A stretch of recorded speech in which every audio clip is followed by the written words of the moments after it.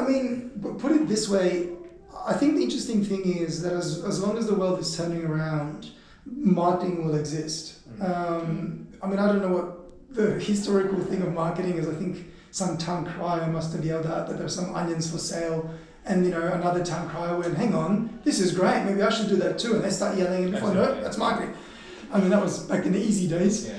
But the thing is, the world always needs it, and I don't always mean that in a commercial sense. The reason is, even if you think of issues, social, even if you think of causes that are around the world, and God would even have to point them out, all of them require marketing. The moment you consult a market about something that you want in return, and that could be an idea, that could be something you're trying to sell, that could be various different things that exist, and there'll be people and professionals needed to be part of that. So that's the exciting part. The other part of it is, like I said, my advice would be to kind of not think of marketing as a big generic thing. Kind of do think about what it is within that world that really gets you going. Because, or your skill set, or comes to you easily, or your interest gets picked in that way. Because that will skill you up in a slightly different or distinctive advantage over somebody that doesn't have it. And then once again, by the time someone like me is looking for a team member and needs someone in campaigns that kind of really understands the youth market through social media, you just might be the right person.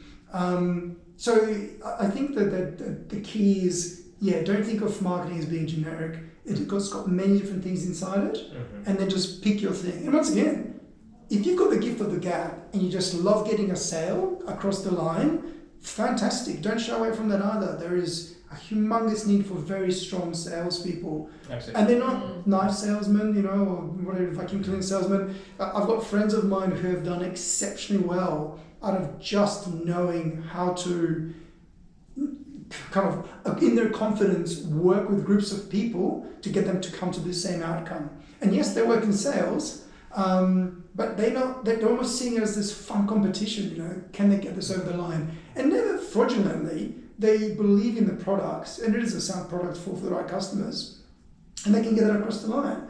And so if you've got that kind of gift and you want to use it, don't shy away from it.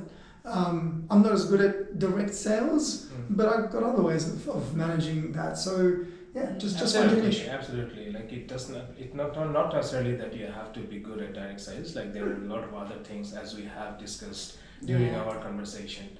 So I think, do you have any more questions, Chanchana? Actually, I just want to say it's a great opportunity to be this interview. What you said really confirmed many things we taught in this unit. Of course, we will keep teaching them.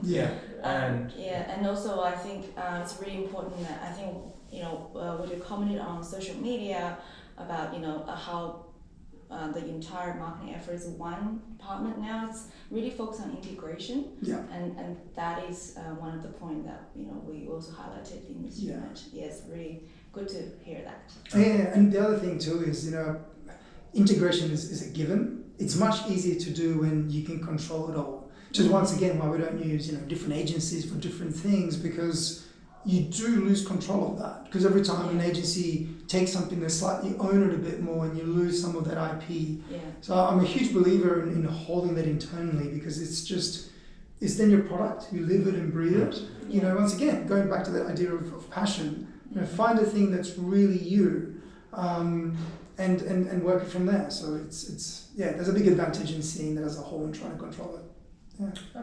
Okay, end it here. So thank you so much, Ashley. Thank you so much for your time. And class, thank you for listening. I hope you have enjoyed the interview and you enjoyed the discussion, and I'm sure basically you have managed to establish some linkage between the theories that we have been talking about during our lectures. So next week I'll be back with another new guest. Till then, goodbye and take care. Bye-bye. Bye.